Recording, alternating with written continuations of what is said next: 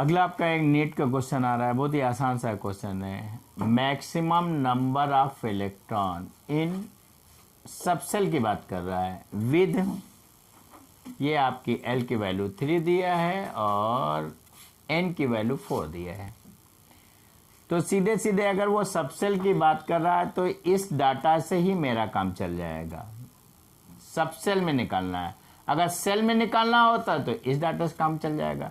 तो हमें सबसेल का है तो इसका मतलब हमें L बराबर 3 से ही काम चल रहा जाएगा। तो L बराबर 3 से काम चल जाएगा। एक टेबल हमारे पास थी जिसमें L का मान आपको कितना होना चाहिए 3, जिसमें L की वैल्यू 3 हो वो टेबल काम आ जाएगी।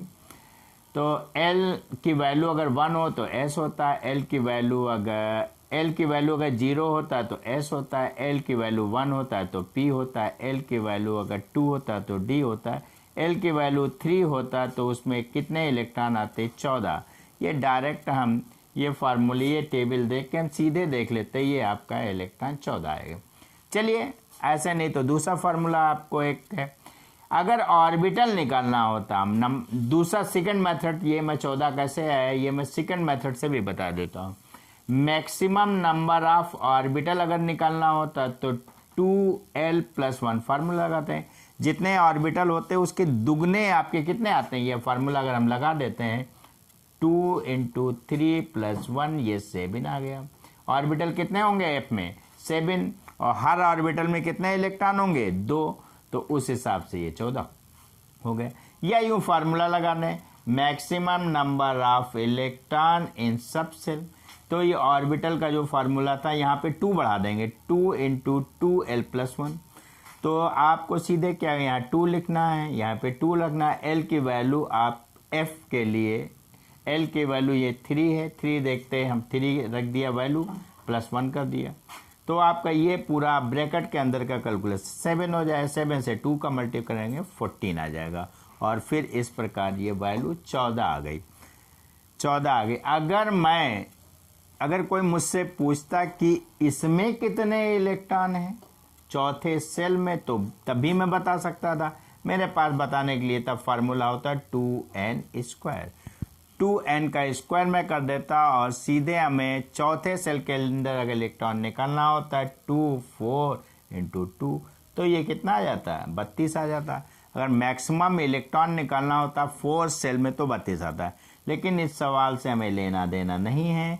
हमें सिर्फ ये इलेक्ट्रॉन सबसेल है, सबसेल के अंदर ये L देखा, L देखते ही हमें क्लियर हो चुका है ये F है और उस F में कितने इलेक्ट्रॉन होंगे ये हमें 14 है। ये फर्स्ट मेथड, ये सेकंड मेथड से हम कैलकुलेट कर देते हैं।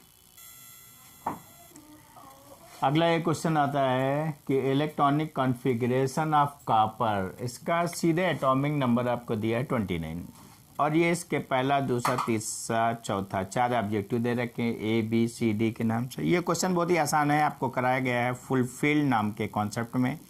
वहाँ पे इलेक्ट्रॉनिक कॉन्फ़िगरेशन आप करते हैं, हाफ फील्ड फुल फील्ड पढ़ाता है, फुल फील्ड में पढ़ा। तो ये एनर्जी डायग्राम से ये चीज़ लेते हैं।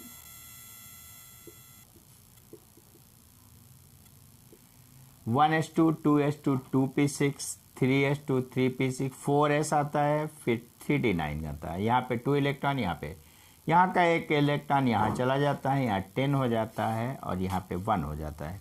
इसको जब एक लाइन में लिखते हैं 1s2 2s2 2p6 3s2 3p6, यहाँ पे 3d लिखते हैं और 4s लिखते हैं। एक यहाँ का इलेक्ट्रॉन यहाँ पे चला। अब ये चीज़ जहाँ पे मैच करेगा वो आपका आंसर होगा। ये आपका यहाँ से मैच कर रहा है इसलिए आंसर ये होगा। इसमें क्या प्रॉब्लम, यहाँ से एक इलेक्ट्रॉन यहाँ पे नहीं भेजा गया है इसलिए ये गलत है। ये क्यों है, यहाँ का एक इलेक्ट्रॉन यहाँ भेज दिया गया है। दूसरा इसका कारण ये था 4s पहले लिखा है 3d बाद में लिखा है। ये इसलिए गलत है क्योंकि यहाँ पर 5 है, यहाँ पे 5 है। इस इलेक्ट्रॉनिक कॉन्फ़िगरेशन में 5 नाम की कोई भी चीज़ नहीं आती है। 5 सेल में नहीं पहुँचता, इलेक्ट्रॉनिक कॉन्फ़िगरेशन उससे पहले कंप्लीट हो जाता है। इसमें ये इसके लिए गलत है।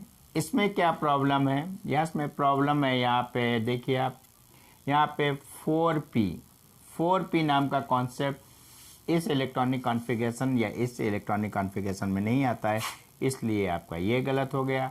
और यहाँ पे 3d3 लिखा है, ये गलत है, 3d3 नहीं 3d9 होना चाहिए, 9 होना चाहिए, वो एक इलेक्ट्रॉन आने के बाद 3d10 हो जाएगा।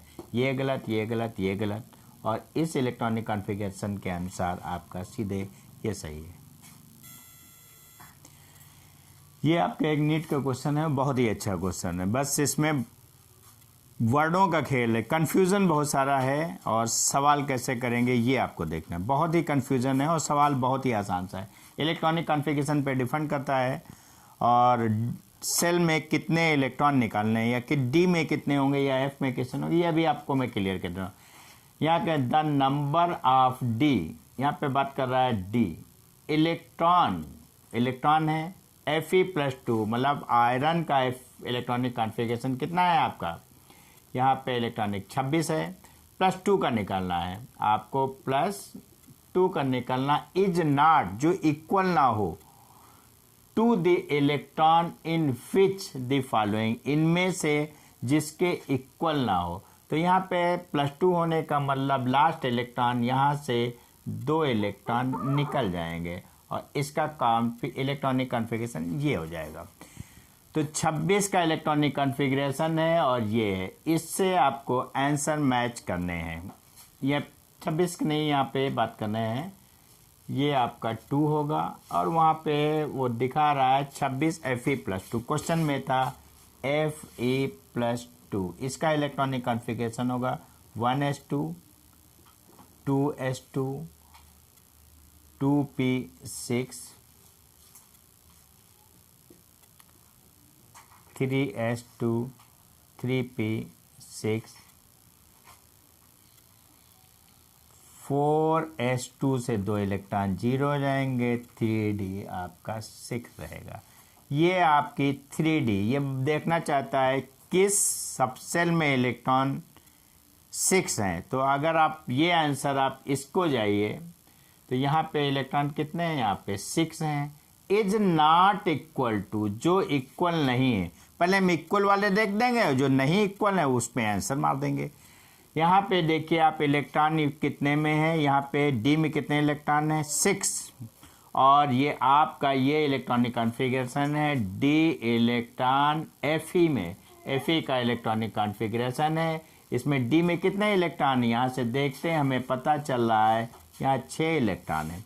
इसके बाद ये पी में कह रहा है, पी में देखना है नियॉन का, तो इलेक्ट्रॉनिक कॉन्फ़िगरेशन करते हैं 1s2 2s2 2p6, यहाँ पे पी कितने इलेक्ट्रॉन है, 6।